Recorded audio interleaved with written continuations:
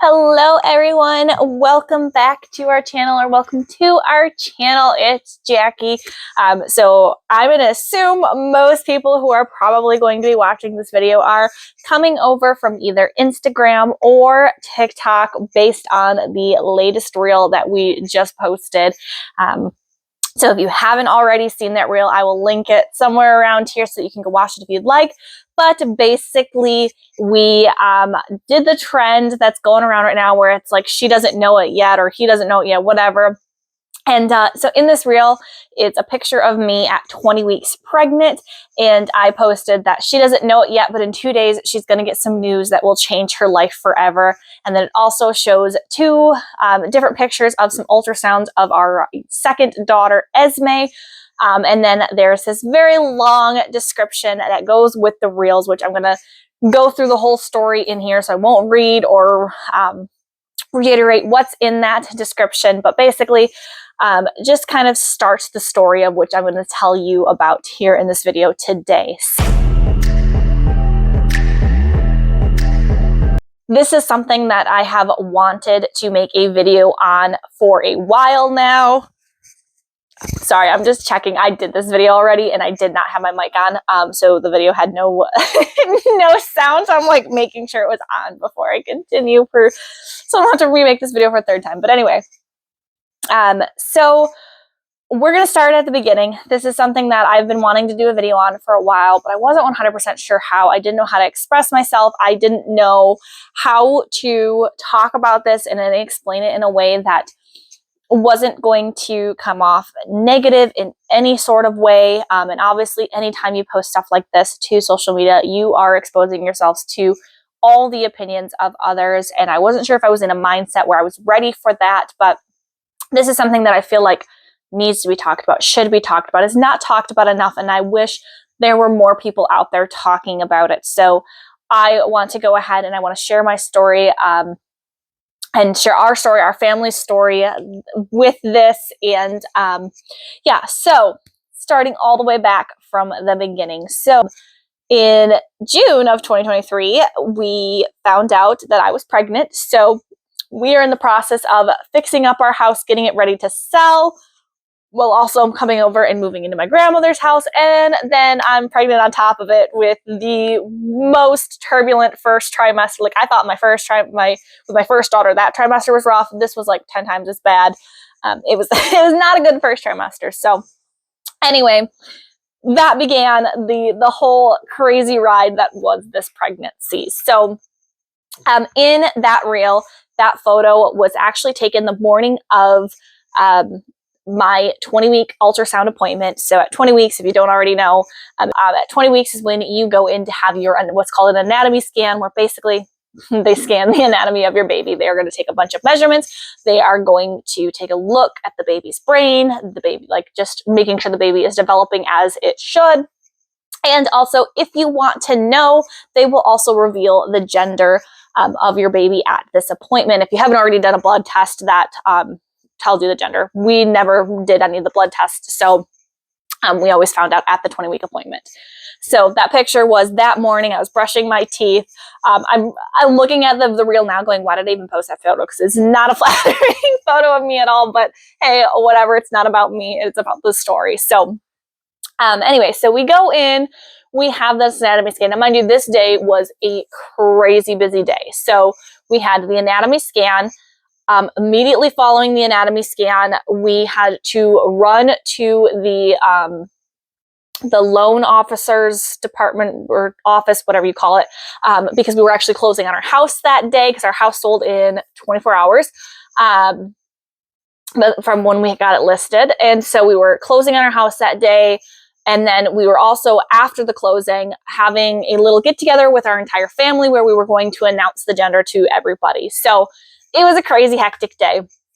We get to the ultrasound appointment. We have a student ultrasound tech who was doing our appointment that day.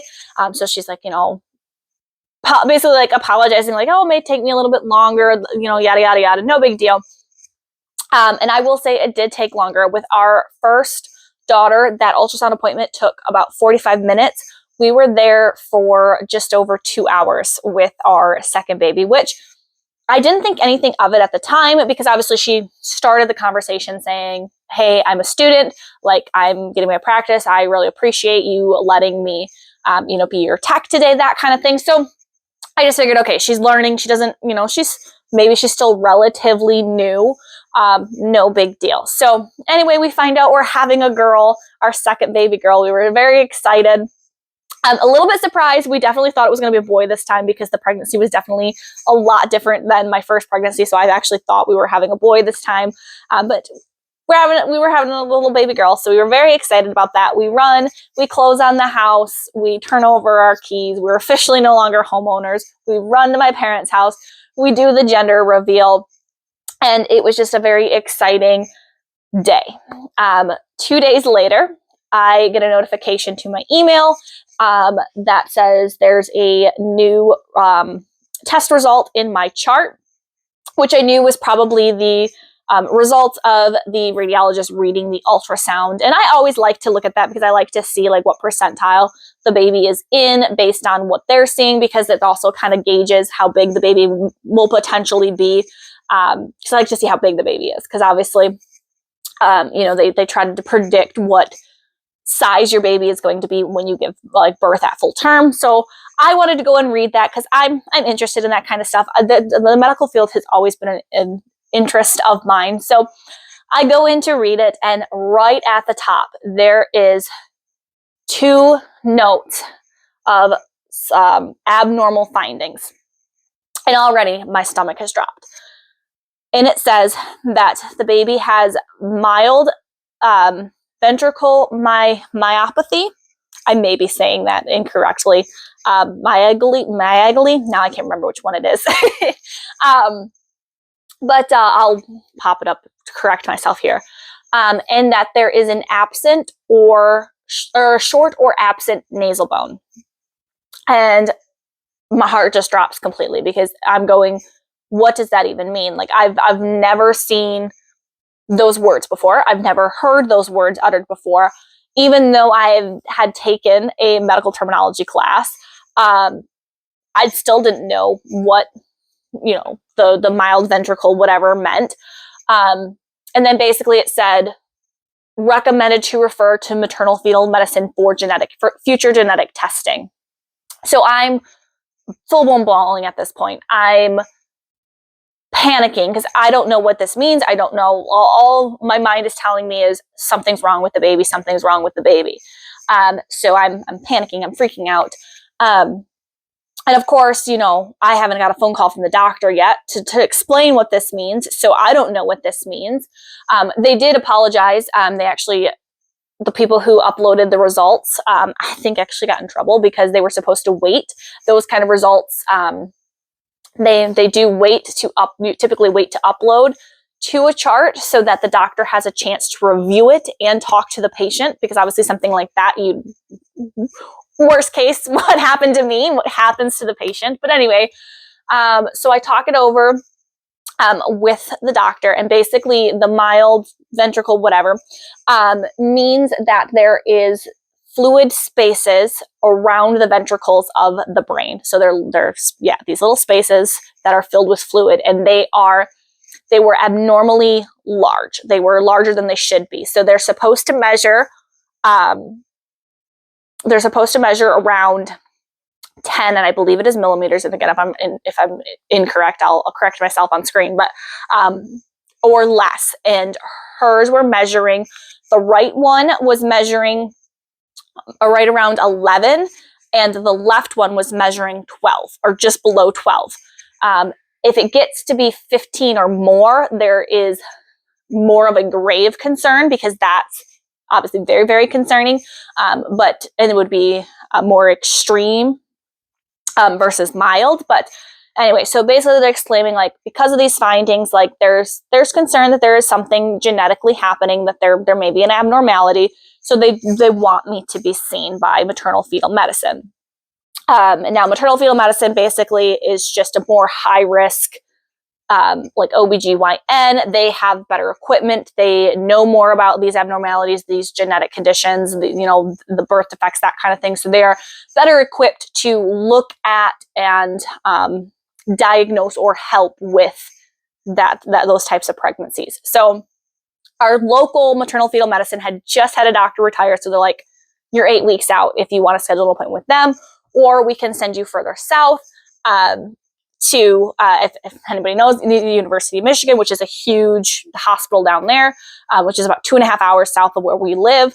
And they can get you in 3 to 4 weeks. And I'm sitting there going, I can't wait 2 months to find out. I would rather drive 2.5 hours and know sooner than only have to drive 25 minutes and have to wait 2 months to find out. So we get an appointment scheduled. By the time I go see maternal fetal medicine for the first time, I am 24 weeks. And basically they take me in, they do an ultrasound, they look that over. While they're looking that over, I sit down with a genetic counselor down there where she basically explains that there are 3 potential outcomes of what they think it could be. And all 3 of them were different. I've been saying trisomies. It might be trisomy. I'm not 100% sure, but I believe one of them was trisomy 13 or trisomy 13. I cannot remember the third one. Or the second one, but the third one was trisomy 21 or Down syndrome. Now the other 2 are more severe. They're more serious. Babies who are diagnosed with those other ones don't have a high chance of survival, unfortunately. Whether they make it to term, their chances of survival outside of the womb are very, very low, and that's if they do make it to term. So in this situation, best case scenario would be that it would be trisomy 21 or Down syndrome.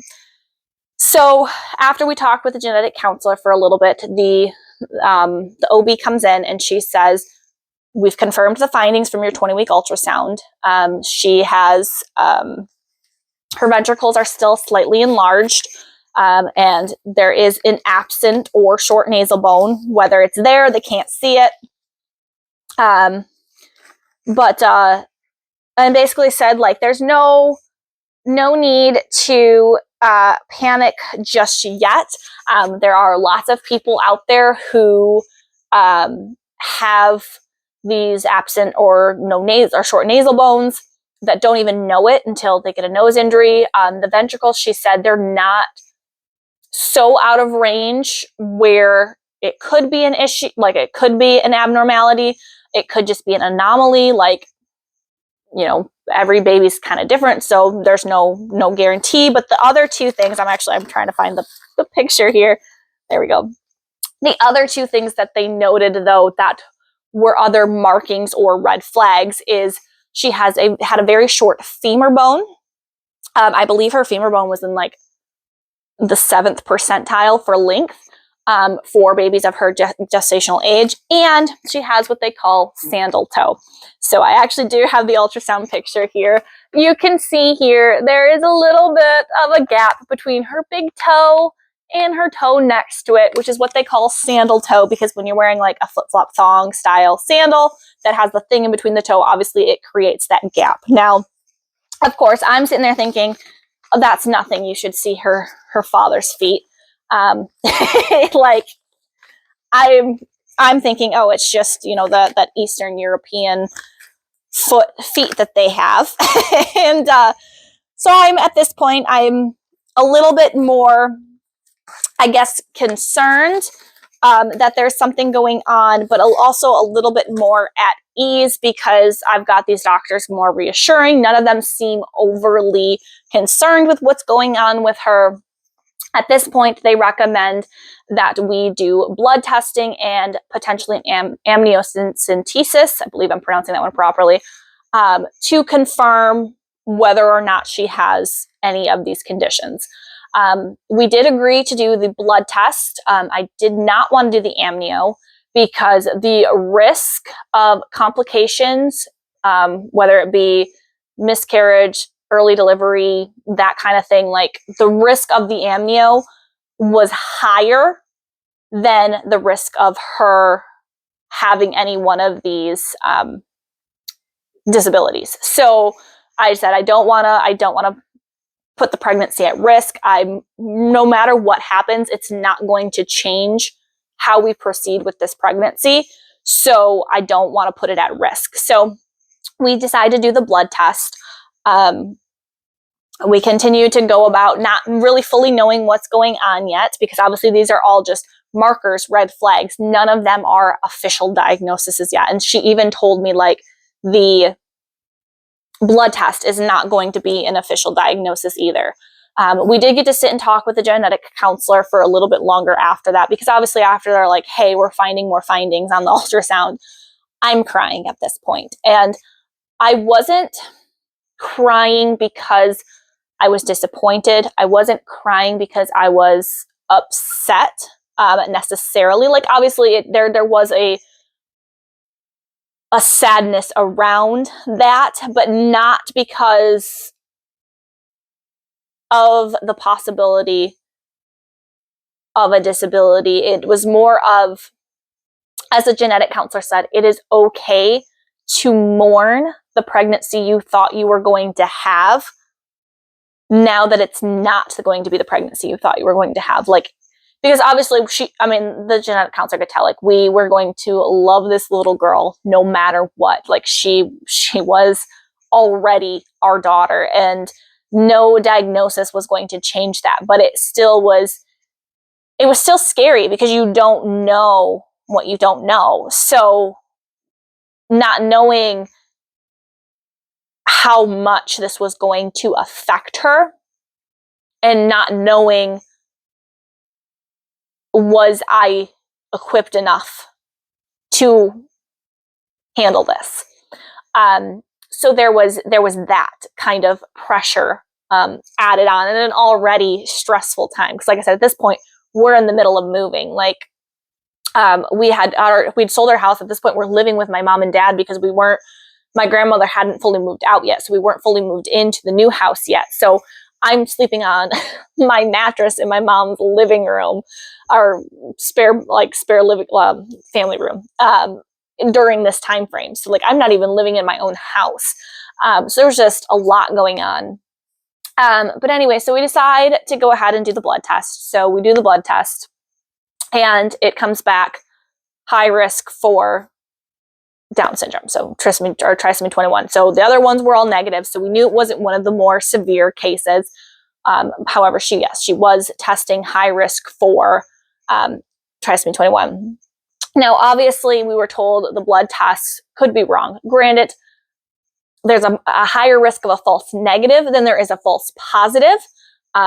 So with it coming back positive, we were told it's more than likely that this is what it is, because it's very rare to have a false positive over a false negative, and even false negatives are fairly rare. So we know at this point she's high risk. Again, they ask, do we want to do the amnio? Again, I say no, because again, it's not going to change anything besides how we prepare for her birth and how we prepare for the future life that we're going to have as a family. Like, that is the only thing that it changes, is that preparation. So we skip the amnio. We get told that they're going to schedule an appointment with cardiology so that they can do an echocardiogram of her heart. And then I'm also going to have another appointment scheduled with maternal fetal medicine so that they can do another ultrasound to take a look at her, because two conditions that tend to coincide with Down syndrome is heart defects as well as kidney diseases. So they want to keep an eye on her kidney as well as on her heart. So I get told, so my first appointment is with maternal fetal medicine. They take a look at her. They say everything is looking good. They don't see any problems. Obviously, they want to see me back in, I think they wanted to see me back in a month. So they're like, come back in a month. We want to see you again, just to keep an eye on her, because, obviously it's still fairly early. Sometimes they can happen, these issues can happen more in the third trimester versus now at this point I'm in the second trimester. So they want to keep an eye on her. So then I go to my cardio appointment, which at this point we're going, okay, if a maternal fetal medicine is already saying like she's looking good, they're not noticing anything on the heart, they're probably not going to find anything on the echocardiogram. So I'm going into this appointment thinking we've heard all the news we're going to hear. We are good. We're just going to keep proceeding forward, and I'll just keep following up with my normal OB, and everything is going to be fine. We get to this appointment, and they do the echocardiogram, and they find an issue with her heart. And at this point, because I went into this appointment, which, silly me, I mean, that's on me. I went into this appointment thinking that we weren't going to hear any other news, just besides, she's good, you're fine. So I didn't hear a word this doctor was saying, because at this point, I'm just like, I can't with this right now. All I know is he's talking about some vein that's technically within normal range, but at the line of normal range, and yada, yada, yada.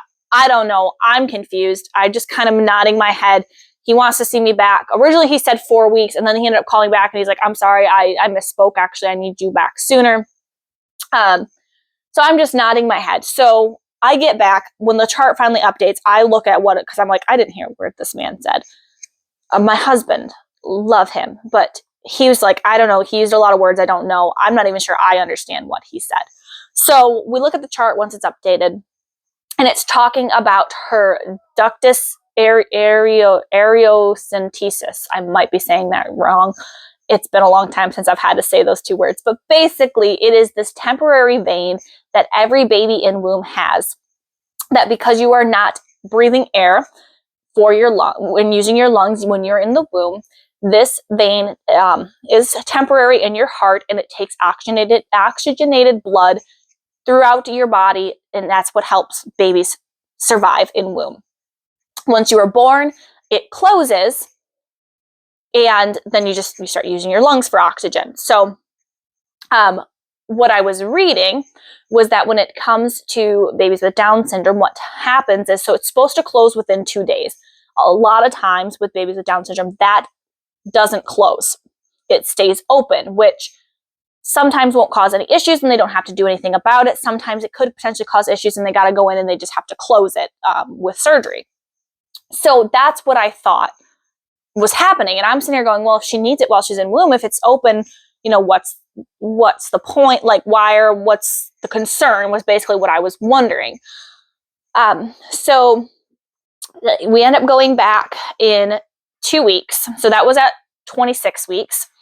We go back at 28 weeks because I was already going down to see maternal fetal medicine again, because I just saw them at 24 weeks. Now they wanted to see me at 28 weeks. So cardiology was like, okay, just come see us after you see them. So we see them. Everything's still looking good on their end. We go back to the cardiology department, which at this point I'm realizing like the machines are totally different. So obviously, like, just because maternal fetal medicine didn't see anything in our heart doesn't mean cardio is not going to, because their machine is specific for the heart. So it's going to catch more than the ultrasound machines that they have. But anyway, and I see a different doctor this time, I loved her. I got to see her a couple times during the whole pregnancy, and the way she explained things, and she was so kind, and she just explained things so well. And she was one of my favorite doctors. But anyway, so then she explains it to me that's not like, she explains it better. Basically what she says is happening is that vein is starting to close. It's starting to restrict, which is not good to happen in womb, especially not when you're starting to see it at 26 weeks, and especially not at 28 weeks, because you're barely just halfway through your pregnancy. You don't want that vein to be closing. So she explains that we've got to do something to try to stop this vein from closing, because we don't want to deliver her this early. The risks of delivering her this early outweigh the risks of keeping her in womb with this restrictive vein. So I get put on the strictest diet ever known to mankind. I mean, I swear it's gotta be. We're talking like keto on steroids here. Basically a carnivore diet. So she tells me I have to lay off the polyphenols. I have to go on a low polyphenol diet. I'd never heard that word prior to this appointment. I didn't know what a polyphenol was. It is basically a natural, like, ingredient kind of thing. This is the best way I can think of to describe it. In food that is a natural anti-inflammatory. So it's a natural antioxidant. So going into this appointment, I mean, I was eating grapes like they were going out of style because we loved grapes. I was eating apples with caramel dip like they were going out of style. I was drinking the XXX vitamin water. I was drinking body armor. Like I was drinking all that antioxidant, like, and eating all that antioxidant stuff. And Snickers bars. We love Snickers bars. Esme's very first Christmas ornament is a Snickers bar because we literally were eating every store in a 10-mile radius out of Snickers because we were loving Snickers so much. So basically, these polyphenols are in a lot of the good stuff. So it's in chocolate because, chocolate, especially dark chocolate, has natural antioxidant properties. It's in the red berries are the worst. So no strawberries, raspberries, apples, red grapes. I think I missed some berries in there, but like none of that. So like blueberries out of the question. It's in a lot of vegetables. So like corn, potatoes weren't, like, being more of a starch, they weren't as high in it, but I definitely had to watch my potato intake, which I am a potato, any form of which potato comes in, I love it. So that was really, really hard. I had to switch from brown rice to white rice. I had to cut out a lot of like whole grain stuff. So I was basically eating a lot of stuff that was like not that healthy for you, and meat. I basically went on a carnivore diet.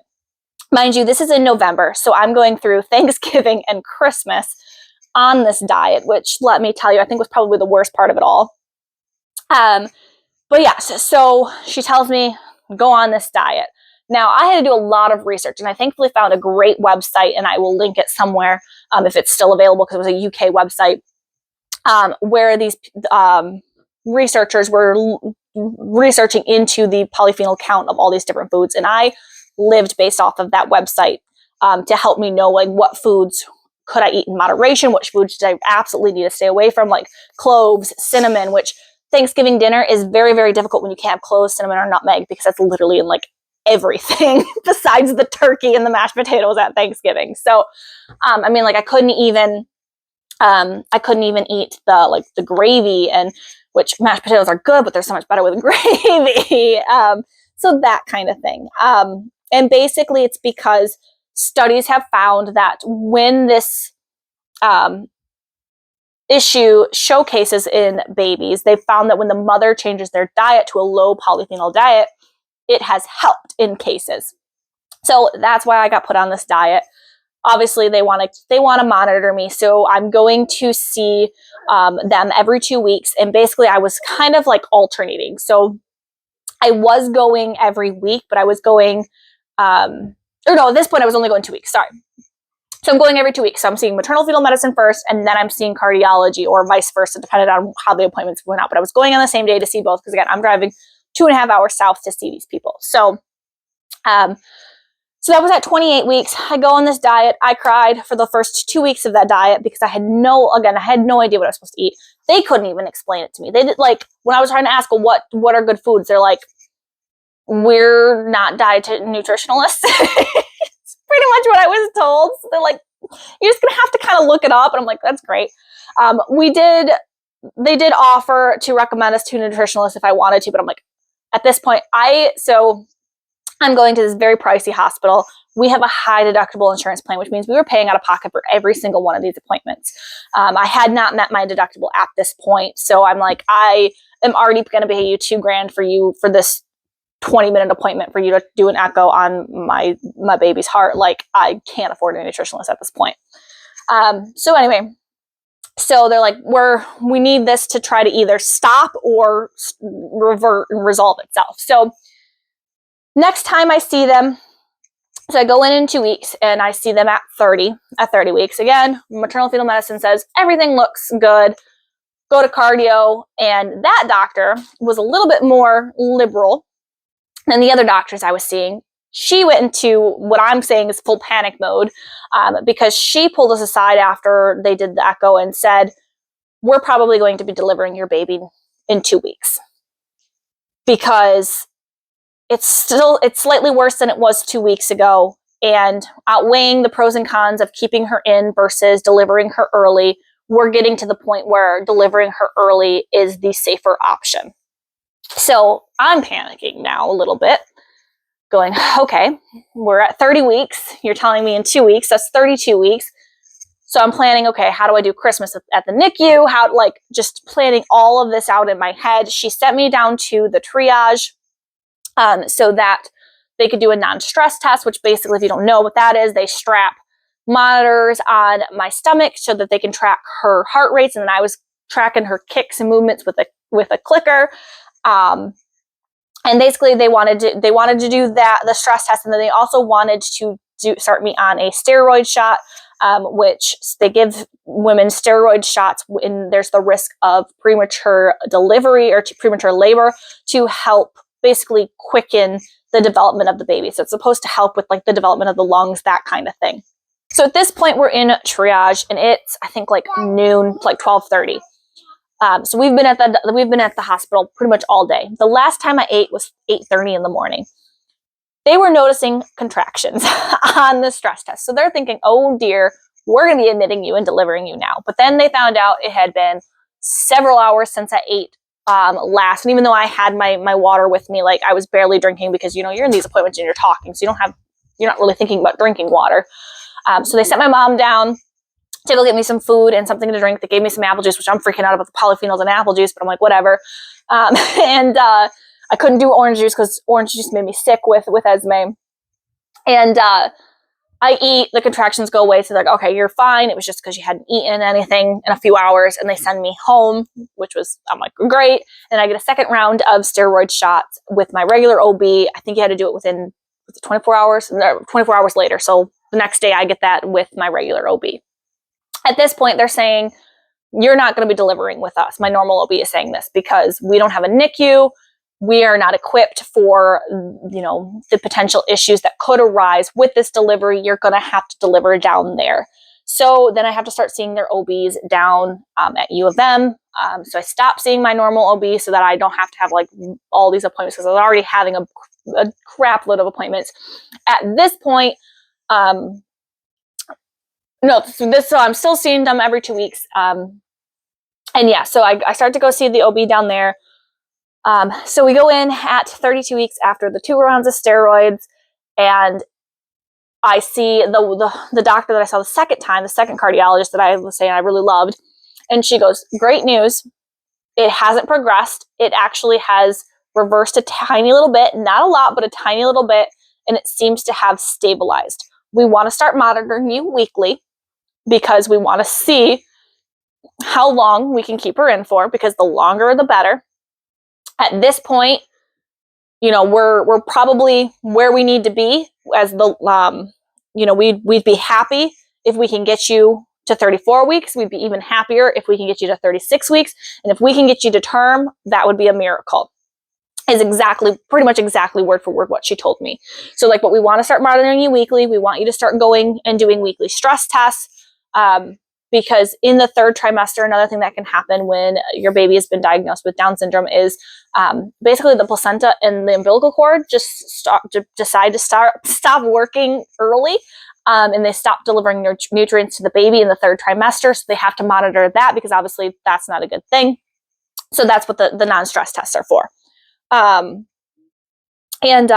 yeah, so they're like, we don't think we need to deliver you right now at 32 weeks, but yeah, here's what we're going to be doing going forward. So now at this point, I'm seeing them weekly. So 1 week I would see maternal fetal medicine, and then the next week I would see cardiology, and then they would talk back and forth.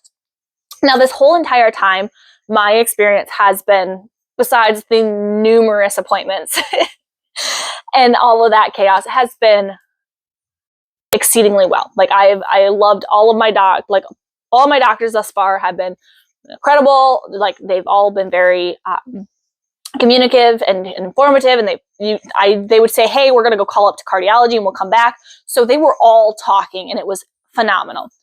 Then I had my first appointment with the OB down there. So this is just their normal like OB women's hospital department. So it has nothing to do with maternal fetal medicine and nothing to do with the cardiology team. I get assigned to one of the nurse practitioners, and I do not recommend this woman whatsoever. She kept talking to me like it was my first pregnancy, which, I mean, not the end of the world, but it was like every time I would try to explain what I was feeling, she made me feel like I was crazy, like I wasn't feeling that. The first time I saw her was at 34 weeks. And at this point, I had already started to have contractions. At this point, they were about 3 hours or 2 to 3 hours apart. And I was explaining that to her. She told me that they weren't contractions, that they were Braxton Hicks, even though Braxton Hicks do not occur on the dot routinely like that. And whatever. So wasn't too happy about that situation, but it was whatever. Plus that office, the people at the front desk at the office were extremely rude, and I did not care for them. But anyway, besides the point. So we get past 34 weeks. Everything is still going good. She's stabilized even more. They're keeping an eye on her. We think we can continue to push it out. So at 36 weeks, I don't remember who I saw at 36 weeks. If I saw maternal fetal medicine, I saw maternal fetal medicine that first. And I told them, I said, hey, I lost some of my mucus plug. Also, my contractions have been 30 minutes apart for the last 24 hours. And they're like, okay, well, we see you're scheduled to see the OB today. Make sure you mention it. Everything otherwise is looking good on what we're seeing. Like she's looking good.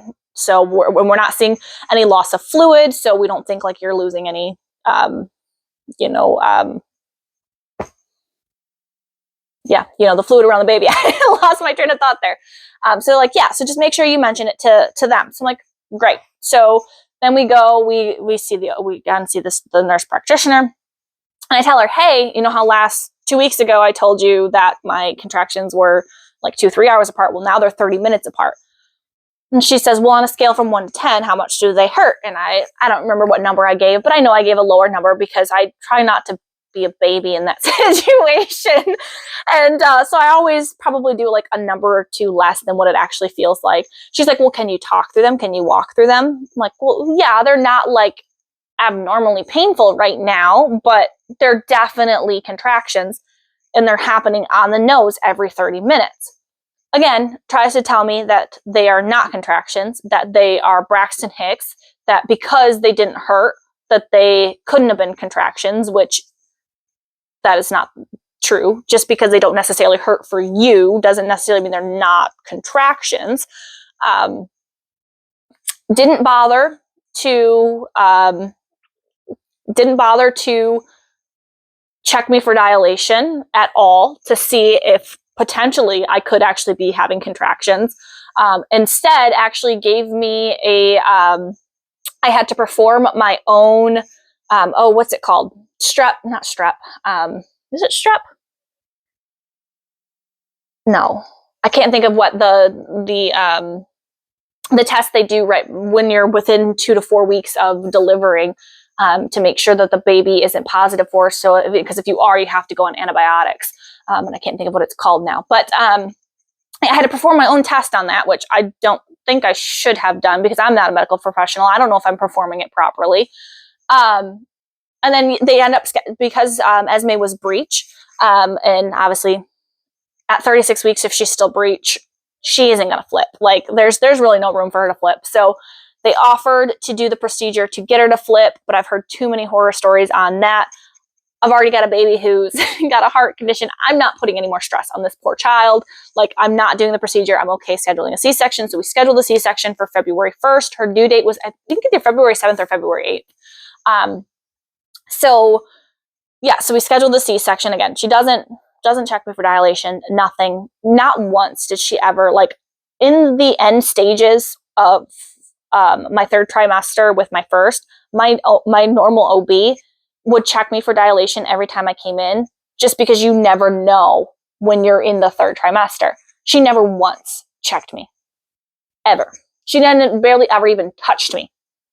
So did not appreciate that part of the process at all. But anyway, I look at my mother, and as we're driving home, I'm like, I am going to apologize right now, but we're going to be back within 24 hours. I said, there's no way that these are not contractions. And bless my mother, she was an absolute angel to me the entire pregnancy. She drove me down to every single appointment so that I didn't have to drive 2.5 hours pregnant by myself. So I didn't have to do these appointments alone, because Clay was very limited on what he could get off. And obviously we were trying to save as much vacation time as we could for when the baby was, when Esme was born. So yeah, so I told her, I'm like, I'm sorry, but we're going to be driving back. So we get home at about 3 p.m. And, at this point, my contractions have moved a little bit closer together. And by 6:30 p.m., my contractions were 20 minutes apart. And this is in January in Michigan. And they had already said in the weather report that there was a ginormous blizzard snowstorm coming that night. And like to the point where like schools had already closed in anticipation of the snowstorm. I have to drive 2.5 hours south, trying to beat the snowstorm with a baby who's breech with a heart condition. I'm not waiting. They tried to tell me that I needed to wait till my contractions were 8 minutes apart. I live 2.5 hours away with a potential snowstorm on the way. My OB, when I had my first daughter, because of how quickly, like I was in labor for only 6 hours with my first daughter. Like I went from a 4 to her being born in an hour. I was dilated to a 4 at 5:30. By 6:20, she was out and born. So my doctor had told me, with your next kid, you cannot wait as long, because once you go quick. So when I called and I told him that, I'm like, I can't wait till they get closer together, because I don't want to run the risk of delivering this baby on the side of the highway. So they reluctantly agree to let me come in.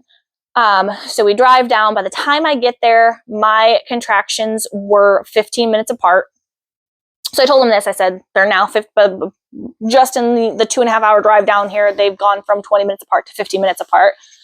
I go into triage. Obviously, I'm 36 weeks, so they're viewing me as a preterm pregnant mother, and they are doing anything that they can to not progress the pregnancy. So I was not allowed to walk around. I was stuck in the bed. I wasn't allowed to do like anything but lay there and let them monitor me. So because of that, obviously nothing was really progressing, because I'm just laying there in bed. After an hour, they're like, well, we're just going to give you another hour to see, once you've kind of relaxed, to see how your contractions are doing. Now, I had to use the bathroom at this point, because at this point, all I'm allowed to do is drink water. I'm not allowed to eat, because they know that I'm potentially going to be doing a C-section. So you're not allowed to eat prior to surgery. So I'm drinking some water. I have to go to the bathroom. Just the walk to the bathroom and back caused my contractions to go from 12 minutes apart to 8 minutes apart. And the nurse noticed this. And the doctor at that point, who's not this doctor, I need to mention, is not a part of maternal fetal medicine, is not a part of any of the team that I've been a part of, but except for the doctor's office that I didn't care for, and the woman's hospital down there. She's trying to send me home, because she tells me the baby is not coming today. Because at this point, I'm still only dilated. I mean, I'm there for 3 hours. Mind you, 3 hours laying in a bed, not being able to do anything. And I'm still only dilated to a 1. But the same thing happened with my first daughter. I stayed dilated at a 1 from 2:30 to 5:30. And then, like I said, 5:30 and on, it went fast. And we tried explaining this to the doctors, and they just keep saying, well, you're 36 weeks, so we're not going to do anything to progress because you're preterm. And we keep explaining to them, like, cardiology told me if we can make it to 36 weeks, that would be incredible. Like, we are at the point where we didn't even think we were going to be, because 4 weeks ago, we thought we were delivering this baby. Like, I'm not a typical pregnant woman coming in at 36 weeks with contractions. So thankfully, the nurse, phenomenal. The triage nurse that night, phenomenal. She advocated for me very hard, because she knew if they sent me home, it was not going to be good. And so she advocated very hard for me. I wasn't sure who was going to throw hands first, my husband or my mom. And that nurse, I will say, like, she actually came and talked to me afterwards, and she's like, yeah, I knew you were having that baby tonight. And she's like, when you kept asking questions, like, I didn't know how to answer you because I didn't want to be responsible for sending you home. And I appreciate her so much. So anyway, so they finally agreed to admit us. So at this point, it's like 2:30 in the morning, and we're finally getting admitted. We got there at 8:30. 8:30 p.m. at like 8:39 p.m. on January 11th. At this point now, it's 2:30 in the morning on January 12th. So we get admitted. The nurse that's admitting me, who's actually on the floor that night, is trying to ask me questions, and I bust the myth that you can't talk through contractions. Granted, was there moments where I had to pause, where I kind of lost my train of thought? Yes, but for the most part, I was talking through and answering the questions of my contractions, or during my contractions, and she could tell something was like, that I maybe was kind of downplaying what I was feeling. So she leaves, and she goes and talks to all the doctors and convinces the resident to come back in, even though they had just checked my dilation 30 minutes prior and I was still at the 1, to come back in and check my dilation. Because she's like, she's really having to breathe through these. I think we need to check her again. In 30 minutes, I went from a 1 to a 4. Because when she checked me, she's like, were you a 3 before? And we're like, no, I was a 1. And she goes, oh, we got a baby on the way. Next thing I know, I'm being surrounded by a whole team of people. I've got the anesthesiologist coming in to talk about how the C-section is going to go. I've got people coming in to prep me. Like, it was crazy. And again, so thankful for that other nurse that was there that night to advocate for me, because I could have potentially been at risk of delivering a breech baby, which I don't even know if I could have, because I think she was sideways. Her feet weren't down. I think every time I felt her, it felt like I had her kicking here and a headbutt here. So I think she was sideways. But yeah, so just crazy experience. So she was officially brought into this world at 5:05 a.m. on January 12th. I unfortunately did not really get to see her for very long when she was first born, because even though she was breathing on her own, she was having difficulties taking deep breaths. They were very shallow, so they had to put her on a CPAP machine. I got shipped off straight to recovery after that. And didn't end up getting to see her, because by the time I was well and able to go visit her in the like mini NICU she was in, they were like, oh, well, we're actually about to bring her back to you anyway. So I didn't end up getting to see her till like 1:30 p.m. So several hours after she was already born.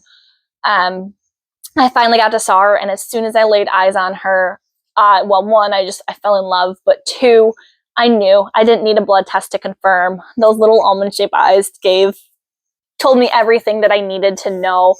But they did do the blood test, obviously, and there are there's 2 different kinds, and there are 2 different ways that it can occur. There is the genetically, which basically means somebody can be a carrier, somebody has it, and that's how it comes about. Or there's the spontaneous, mysterious, nobody knows why, sporadic occurrence of it, which is 90% of cases or something like that. Don't quote me on that statistics because I'm not sure. But basically, so I don't remember if I said this, but so I was 28 at the time. At that age group, your chances of having a baby with Down syndrome is 1 in 950. That does increase as you get older. But so at that point, 1 in 950. And like I said, I don't remember the statistics, but majority of those cases, it is a sporadic occurrence, which basically means at some point when the cells are dividing, they give an extra 21st chromosome. And that's what happened with Esme. They did say it's not genetic. So even though your chance does increase with the next child, it's not like a significant increase because it's not genetic. It was just a random occurrence.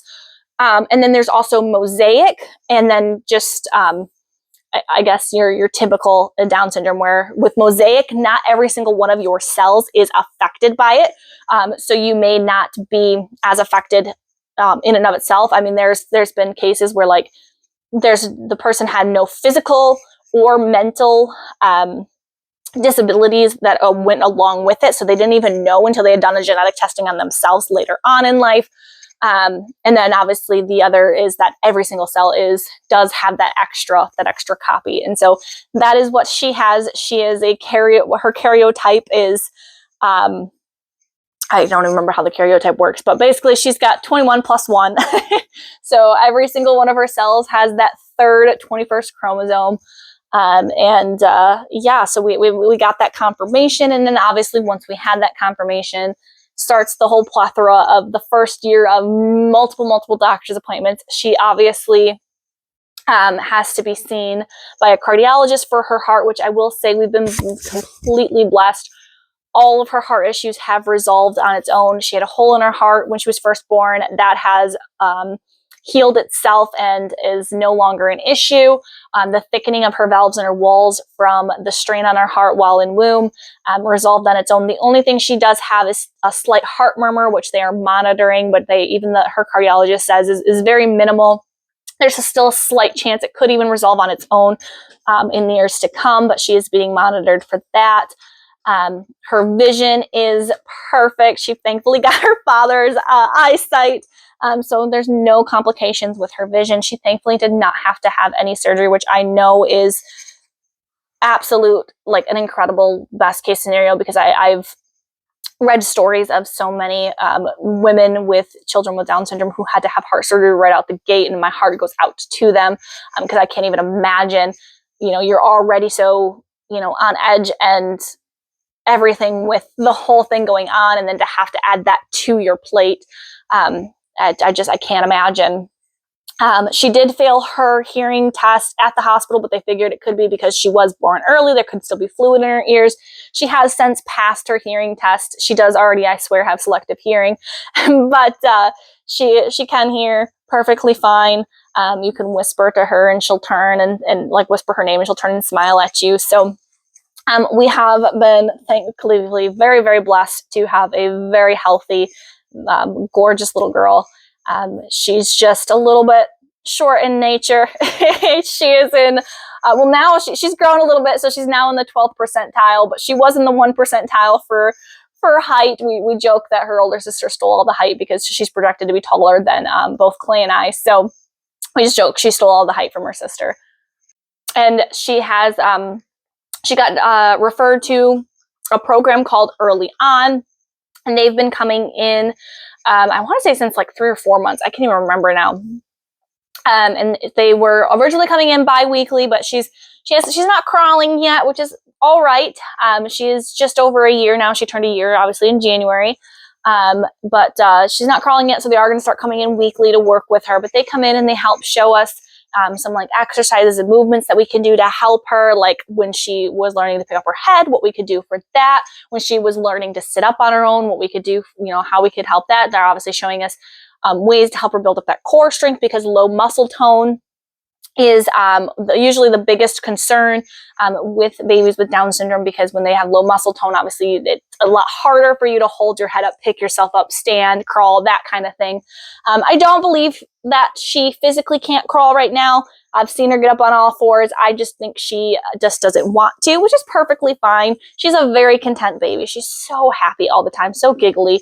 And like she could roll, and I couldn't get her OT to see that she could roll because she just didn't want to. But once she learned that rolling around, like barrel rolling around the house, actually gets her to where she wants to go, she does it all the time now.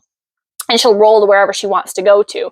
So I think until she realizes that crawling is a little bit of a faster way to travel than barrel rolling, and barrel crawling gets you less stuck than barrel rolling, I think she'll catch on to it real quick. But she's just so content that she just doesn't want to, and that's perfectly fine. But yeah, she's phenomenal. She's such a bright light to our family. Charlotte adores her. She adores Charlotte. Like the dynamic between the two, I couldn't ask for 2 better daughters. That the way they just interact, it warms my heart. I mean, sometimes Charlie gets a little mad when Esme's grabbing her toys, but yes.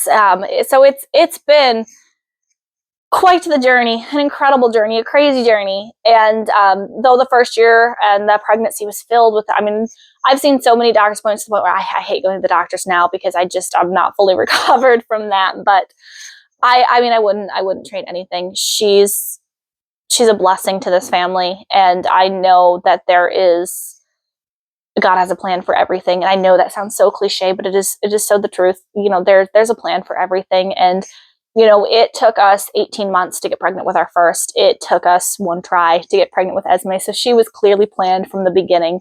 And my love for both my daughters, it fills my heart so much. And the reason I struggled with talking about this isn't because I was ashamed or disappointed or wanted to hide who she was. It was, like I said, I didn't want other people to see her differently. Like, if I'm being completely raw and honest with you guys, I didn't start saying she had Down syndrome until 2 months ago. And again, not because I was ashamed, not because I was trying to hide it, not because, you know, I was disappointed, or there was no negative reason behind it besides I just didn't want people to view her differently. Because a lot of times when you tell somebody, and I've personally seen it when I tell people, oh, she was diagnosed with Down syndrome, they drop like that defeated, deflated, like shoulder drop where it's like, oh, I'm so sorry. And it's like, yes, there are challenges. Yes, it has not been an easy road, and it's not going to be an easy road necessarily, but there's no reason to be sorry for it. And that's why I wanted to make this video, and that is why I wanted to talk about it, because again, there's such this misconception, I believe, behind the diagnosis of Down syndrome. And I mean, the genetic counselor down at U of M told us, like, technically they can't say there's a spectrum because it's not technically a spectrum, but there is, she said. You know, there are those with Down syndrome who definitely have more of a disability with it, whether it be mentally, physically, you know, with their health, like health challenges that they have, versus others who, you know, are barely really affected by it in any shape or form. So there's definitely this misconception behind it, which is why I want to talk about our story and why I want to talk about it more. And I know there are other, you know, influencers out there who are sharing their story and their experience with their children that they have that have Down syndrome, and I am so appreciative of that. There's always, I feel like, somebody new popping up on my For You page that I love seeing those videos, and I appreciate it so much as now a mother with, you know, a child with Down syndrome, to take away that stigma that's behind it. And like I said, don't get me wrong, there are challenges, there are hardships, there are times where I just sit there and I ask why, you know, why us, why me? And I don't mean it in a way that means I love my daughter any less. I don't mean it in a negative way. It's just there are times where it's hard, and I don't feel like I am equipped enough, that I don't feel I am, I guess, in a sense, worthy enough, good enough to be the mother that she needs.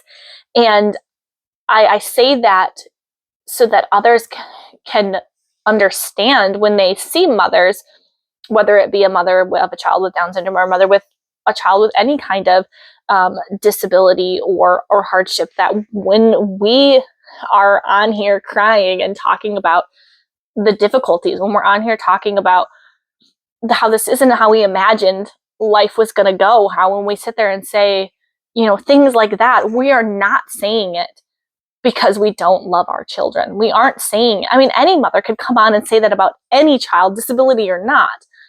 And majority of the time, because I can't speak for all mothers, but majority of the time we are doing it because we just don't feel like we are enough.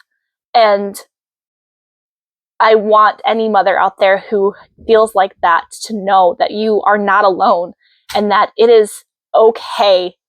I mean, you are enough. I don't want you to think it's okay to, you know, it's okay to feel like that. It doesn't mean you love your child any less. It doesn't mean, you are any less of a good mother for in the hard times feeling like that. I struggled so hard with it for those first few months, and it wasn't because I struggled with her having it. It was because I struggled with knowing if I was going to be enough for her. Because when you become a mother, or a father, a parent, all you want is what's best for your child. You want them to have a life better than what you had. You want to give them everything.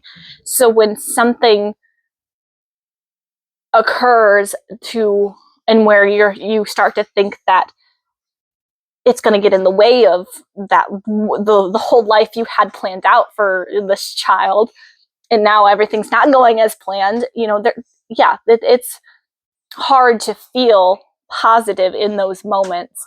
And I just, like I said, it's definitely not been easy, and I know that it's going to be more of a journey ahead of us, but I just know that in the end, she was meant to be. I mean, it took us 18 months. We struggled with fertility with our first daughter. It took us one try with Esme. So I know that she was planned for us from the very beginning, and that she was always a part of our plan, that we just didn't know it. And now we do. And I'm so grateful for the family that we have, and for the love we all share. And I just know that no matter what her purpose is, in our life, for her life, that she's just going to be a beacon of light for anybody whose path she crossed. She's always so happy, always smiling, always giggling. She's phenomenal. I love both my daughters so much. They bring us so much joy. And I couldn't ask for a more perfect family. And I know we're talking about expanding our family even further. And I know whatever God has in store for us, I know just to trust that journey. So I hope that in some way, shape, or form, sharing my story helps other moms or dads, parents out there, going through the same thing. Just know you're not alone. It's okay to talk about it. It's okay to be frustrated at times. It's okay to have moments, of weakness, of feelings of defeat, just because you don't know how to handle it, because nobody knows how to handle it. We're all working through this. Everyone is so different.